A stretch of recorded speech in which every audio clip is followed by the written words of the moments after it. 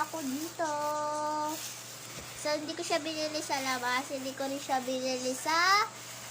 Ay, binili ko siya sa labas. Di ba sabi ko naman sa inyo, bibili ako ng pan-decorate ng desk natin. So, ayan, binili ako.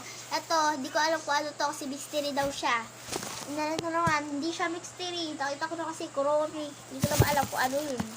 Mystery, pero nakita Kuromi. Pero di naman ate alam ko na saan, di ba?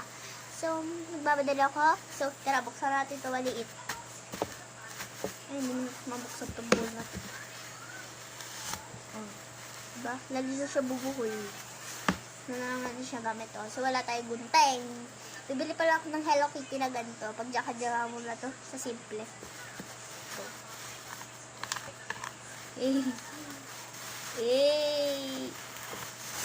Naranasan na naman mag-unbox ng mga gamit yung ganito. Kasi ako, oo.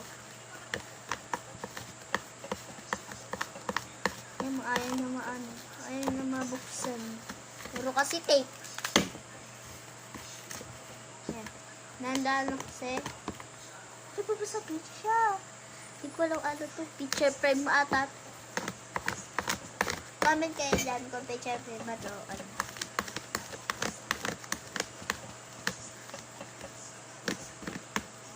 Hirap na buksan ko. Hirap na pa ibuka kasi may makatape.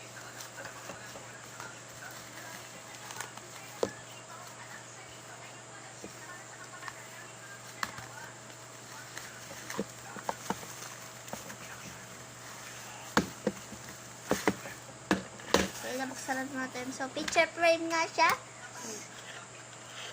Ayan. Ganda niya.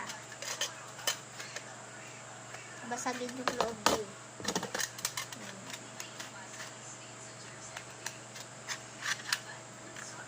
Una ay, ito, bilhin na namin ay, ano siya, ayan. Diba? Ito yung paglagay na ng picture. Ayan, diba?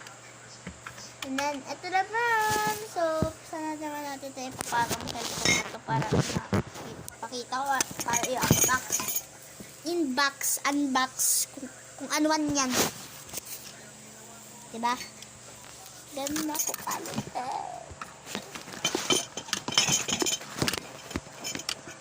So, ayan. So, Kuromi is life.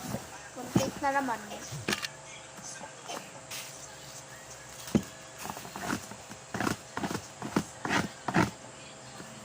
Let's see, sorry. Nano natin si Kuromi.